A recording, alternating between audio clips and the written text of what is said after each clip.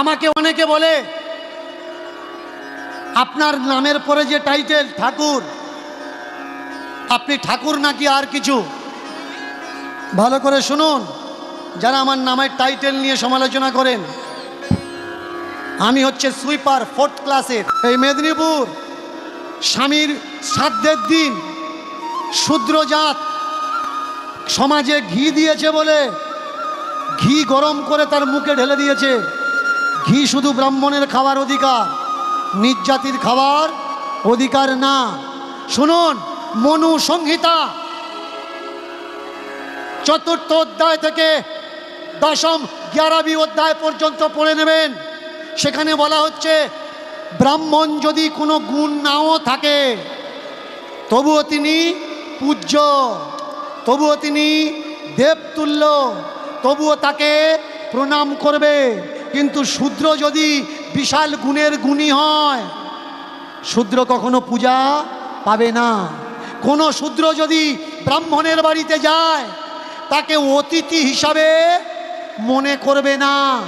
চলে গেলে বাড়িতে গোবর জল ছড়া দেবে। কোনো ব্রাহ্মণ যদি তোমার বাড়িতে আসে দেবতা মনে করে তাকে খাওয়াতে হবে। যে সে যা দান চাইবে তাকে তাই দেওয়া লাগবে। কোনো শূদ্র রমণী যদি কোনো যজ্ঞের খাবার রান্না করে ব্রাহ্মণ সেই খাবার খাবে না। কোনো শূদ্র যদি ইনকাম করে জমিদারদের মতো জীবনযাপন করে সেই দেশের রাজা শূদ্রের ধন সম্পত্তি সব কেড়ে নেবে। আমার মুখের কথা না, মনু সংহিতার কথা। তাহলে বলুন তো, সব থেকে পূজা কারা করে? উচ্চবর্ণের মানুষ না নিচু বর্ণের মানুষ? যারা আমরা নিচু বর্ণের মানুষ তারা আমরা দেবদেবীর পূজা করছি। এই দেবদেবীগুলো সেদিন কোথায় ছিল যখন আমাদের পূজার অধিকার ছিল না? ঠাকুর ঘরে দাওয়া তো দূরের কথা, ঠাকুর ঘরে চূড়া দেখারও অধিকার ছিল না। এরা তখন কিচ্ছু বলেনি। আর আজকের পূজা কারা করছে? উচ্চবর্ণের মানুষেরা। পূজা করাচ্ছে কারা? নিচু বর্ণের মানুষেরা। বড়কে এখনো পর্যন্ত কিছু মানুষ মনে করে ব্রাহ্মণ জাতির শ্রেষ্ঠ, কাউরা মুচি এরা সব থেকে নিচ জাত। বলুন তো ভাই, ব্রাহ্মণ যদি উচ্চবর্ণ হবে জাতির শ্রেষ্ঠ হবে, কাউরা মুচি যদি নিচ জাত হবে, যে পায়খানাঘর পরিষ্কার করে তাকে কি বলা হয়? মেতর। মেতর উঁচু জাত না নিচু জাত? নিচু জাত। পায়খানাঘরের চেম্বার যে পরিষ্কার করছে সে নিচু জাত। বলুন তো, যারা পায়খানাঘরের চেম্বারটা ভর্তি করছে তারা উঁচু জাত কি করে হয়? যে খালি করছে সে নিচু জাত, যে পরিষ্কার করছে সে নিচু জাত, আর যারা ভর্তি করছে ওরা উঁচু জাত। শুধু তাই নয়, যারা চামড়া জুতোর কাজ করে মুচি তারা নিচু জাত। চামড়ার কাজ করলে মুচি যদি নিচু জাত হয়, তাহলে যারা জুতো ছাড়া চলতে পারে না এরা উঁচু জাত কি করে হয়? ও তো তৈরি করে ছেড়ে দিয়েছে বাবা, আর তুমি জুতো ছাড়া চলতে পারছো না। শুধু তাই নয়, যারা মাছ বিক্রি করে এদেরকে কি বলা হয়? রাজবংশী বাগদি বলা হয়। তাহলে রাজবংশী নিচু জাত না বড় জাত? নিচু জাত। রাজবংশী যদি নিচু জাত হবে, সে যদি মাছ ধরে, আর বলুন তো যারা মাছ ছাড়া ভাত খেতে পারে না তারা উঁচু জাত কি করে হয়? এটা বিচার করা লাগবে ভাই। কথা এটা না যে দীনকৃষ্ণ ঠাকুর এসেছিল সে বলে গেছে আমার কথা দিয়ে কোনো যায় আসে না, আমার কথা বিশ্বাস করো না, আমার কথা মেনো না। তোমাদের প্রত্যেকের ভিতরে একজন বিচারক বসে আছে, বিচারটা তার উপরে ছেড়ে দাও। সত্যি কি দীনকৃষ্ণ ঠাকুর যুক্তিযুক্ত কথা বলে নাকি বলে না? এই মুচির ছেলে, মুচিরা যারা ঢাক বাজায় এরা কারা? উঁচু জাত না নিচু জাত? নিচু জাত। আর যারা পূজা করে ঘন্টা নেড়ে এরা কারা? উঁচু জাত। এবার বলুন তো, সংসারে যে নাচায় সে বড় নাকি যে নাচে সে বড়? ও বাবা, ও দিদি, একটা বৌমা এনেছিলাম গো। ছেলে আমার আগে খুব সুন্দর কথা শুনতো, কিন্তু যেদিন থেকে ওই বৌমা আমার বাড়িতে এসেছে বৌমা যা বলবে ছেলে তাই করবে। বৌমা যদি বলেছে ওঠো, উঠবে। বৌমা যদি বলেছে বসো, বসবে।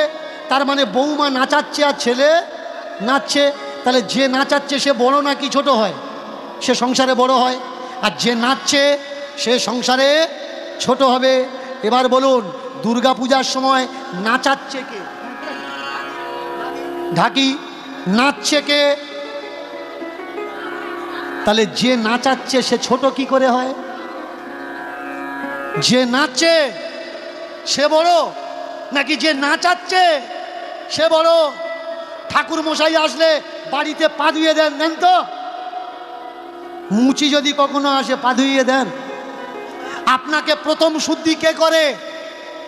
যাকে বলেন প্রামাণিক, পরামাণিক। ও নিজের মানিক না, পরের মানিক। পূজা করতে যাবেন, নখ ছেনে আয়। শ্রাদ্ধ করতে যাবেন, নখ ছেনে আয়। আগুন ছাড়াতে যাবেন, নখ ছেনে আয়। ঠাকুর মশাই এসে বলবেন নখ ছেনেছিস? আপনি বলবেন হ্যাঁ। তাহলে প্রথম নখ না ছাড়লে আপনি শুদ্ধি হবেন না। সেটা কে করে? প্রামাণিক। প্রামাণিক যদি বাড়িতে আসে কখনো পা ধুইয়ে দেন?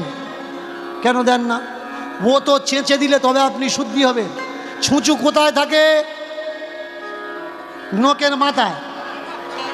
তার চাঁচার কি দরকার? জোরে যদি ঝাড়া মারো ছুঁচু তো পড়ে যাবে। চাঁচার কোনো দরকার আছে? আজও পর্যন্ত কত রকম আচার উপাচার আমরা মেনে চলছি, কিন্তু নিচু জাতের ছেলে রামদাস দূরে মন্দিরের দিকে তাকিয়ে কয়, ওগো ভগবান, আমরা নিচু জাত বলে আমরা কি তোমার পূজা করার অধিকারের যোগ্য নয়? আমি তো মন্দিরে কখনো যেতে পারবো না, কোনো দিনও যেতে পারবো না। মন্দিরে যদি যাই তাহলে তো ওরা আমাদের প্রাণে বাঁচাবে না। কিন্তু তুমি কি এমন করতে পারো না প্রভু? মন্দির ছেড়ে তুমি কি আমাদের কাছে কখনো আসতে পারো না? যদি এমন কোনো দিন হয়, ও গো দয়াময়, যদি এমন কোনো দিন হয়, ও গো দয়াময়, যদি এমন কভু হয়, ও গো দয়াময়, যদি এমন কভু হয়, ও গো দয়াময়, মন্দির ছেড়ে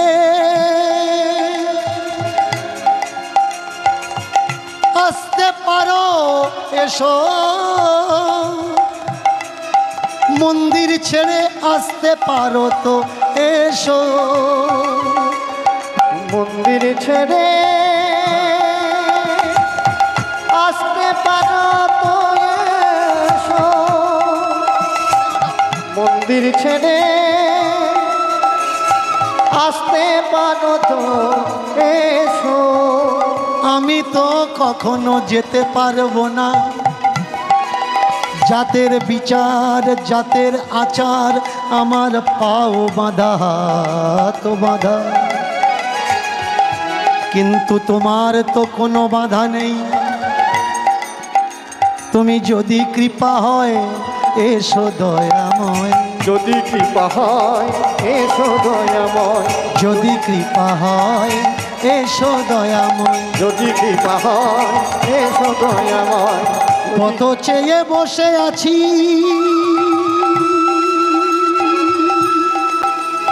তোমার অপেক্ষায়, আর পথ চেয়ে বসে আছি তোমার অপেক্ষা।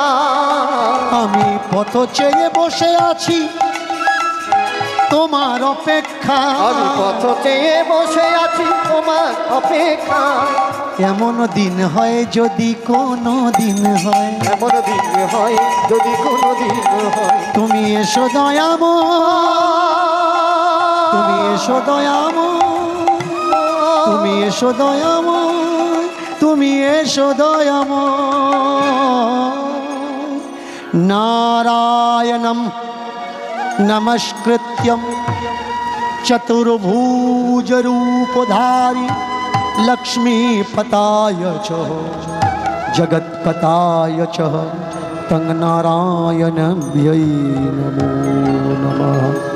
देवो त्रिदेवो तं ब्रह्मा विष्णु महेश्वरः देवो त्रिलोको त्रिशक्ति पराय च श्रीशक्ति त्रिगुण तद्गुण भवेत् नारायणो जगत्पताय जगत् रक्षमम्। दूर থেকে দোকানে বসে প্রণাম করে। দোকানটা কি? চামড়ার দোকান। ভালো করে খেয়াল করবেন, পৃথিবীতে দুটো চামড়া পাওয়া যায়, একটা হচ্ছে জীবন্ত চামড়া আর একটা মরা চামড়া। মচি আর মুচি, ম চয় দীর্ঘই আর ময় হর্ষও চয় দীর্ঘই, ম চয় হর্ষই আর ম চয় হর্ষই মুচি। কে? যারা আমরা প্রত্যেকেই মচি। আমাকে অনেকে বলে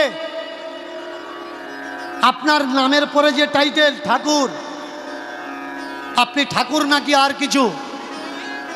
ভালো করে শুনুন, যারা আমার নামের টাইটেল নিয়ে সমালোচনা করেন, আমি হচ্ছে সুইপার 4th ক্লাসের ম্যাথর। আমি ম্যাথর। অনেকে আমায় বলে আপনি এত টাকা নেন কেন? আমি বলি আমি ম্যাথর তো, যদি ড্রেন সাফ করি, ড্রেন সাফ করার মূল্যটা আলাদা নি। এতক্ষণ তো ঘুমোচ্ছিল, এবার ঘুমাও না, অস্থির হচ্ছ কেন? যদি রান্নাঘর বাগান সাফ করি তার রেট আলাদা, আর ফ্যামিলির ভিতরে যদি আরও গন্দগি থাকে সেগুলো আমি সাফ করি তার রেট আলাদা। এর জন্য আমি একটা মেথর। সমাজে ধর্মের উপরে যে নোংরা ওরা চাপিয়ে দিয়েছে, আমি মেথর সেজে সেই নোংরা ধর্মের উপরে থাকা নোংরাগুলো সাফ করছি মাত্র। এ দায়িত্ব শুধু আমার একার নয়, আপনাদের প্রত্যেকের দায়িত্ব মাথায় করে নেওয়ার দরকার। আমি শুধু চিল্লে চিল্লে বলতে পারি, আমি আপনাদের জাগাতে পারি না। ঘুমানোর ভাঙ করে আর শুয়ে থাকবেন না। আবার যদি শুয়ে থাকেন, আপনার ছেলেকে ওরা গোলাম বানাবে, আপনার মেয়েকে ওরা গোলাম বানাবে। কোন সময় আপনার মা বাবার কানে দীক্ষা দিয়ে আপনার হাতে আপনার মা বাবার খাওয়াকে ওরা বন্ধ করে দেবে। তাকিয়ে দেখুন, মুচির ছেলে, মুচির ছেলেটা মন্দিরের চূড়ার দিকে তাকিয়ে প্রার্থনা করছে, হে ভগবান, আমি না হয় তোমার কাছে যেতে পারবো না, তাই বলে তুমি কি আমার কাছে আসতে পারবে না? শিল প্রভুপাদ কিছু ইংরেজদের নিয়ে গেছিল জগন্নাথ মন্দিরে, ঢুকতে দেয়নি। কিন্তু শিল প্রভুপাদ সেদিন ফিরে এসে প্রতিজ্ঞা করেছিল, যে জগন্নাথ মন্দিরে আমি ঢুকতে পারলাম না, সেই জগন্নাথ মন্দির থেকে জগন্নাথকে বের করে জগতের কাছে আমি নিয়ে চলে আসব। আজকে যে পুরো আমেরিকা থেকে ভারতবর্ষ রাস্তায় রাস্তায় স্কনের শিষ্যরা শিল প্রভুপাদের নিয়ম মেনে যে রথযাত্রা প্রদর্শন করছে, এটা তারই অবদান। ভক্ত তো এমন হওয়ার দরকার, ভক্ত ভগবানের কাছে যাক বা না যাক, ভগবান ছুটে ভক্তের কাছে আসবে, তবে তো ভক্ত আর ভগবান। মুচির ছেলেটা প্রত্যেক দিন দোকান খোলে, প্রত্যেক দিন ডাকে, ভগবান তোমার কি জীবনে আমি কখনো দেখতে পারবো না? এই মুচি হয়েই কি আমি মরে যাব? জীবনের শেষ অন্তিম লগ্ন পর্যন্ত আমি তোমার জন্য অপেক্ষা করব, যদি একটা ঝলক আমি তোমাকে দেখতে পাই। সেই কাল চক্র, first man, second man and third man, কেউ একজন আছে। কোয়ান্টাম ফিজিক্স, কোয়ান্টাম ফিজিক্সের সূত্র ক্রিয়েট অ্যান্ড ক্রিয়েটার। কোনো কিছু এমনিতে ক্রিয়েট হয় না উইদাউট ক্রিয়েটারে। কোনো ব্যক্তি আছে যে পরিচালনা করছে, তাকে শুধু দেখা যাচ্ছে না। আপনি, আমি, আমরা সবাই বলছি আমি আমি আমি, তাকিয়ে বলুন তো আয়নার সামনে কে আপনি? উপরের চামড়াটা সরিয়ে দিন। মর্গে চলে যান, কোনো মৃত ব্যক্তির যখন সার্জিক্যাল পোস্টমর্টম হয়, দাঁড়িয়ে দেখুন, উপরের চামড়াটা সরিয়ে দিন, মাংসগুলো সরিয়ে দিন, হাড়গুলো সরিয়ে দিন, কোথাও আপনি আমি খুঁজে পাবেন না। যখন ওপেন হবে না সার্জারি করে, ভিতরে হিউম্যান ইনস্ট্রুমেন্টগুলো দেখতে পাবেন, বাকি আমিকে দেখতে পারবেন। কে সেই আমি? এর ভিতরে আছে, তবু তাকে দেখা যায় না। তেমনি এই জগৎকে পরিচালনা নিয়ন্ত্রণ কে করছেন? এমন একটা শক্তি যিনি আছেন, অনেকে মানে কিন্তু তাকে দেখা যায় না।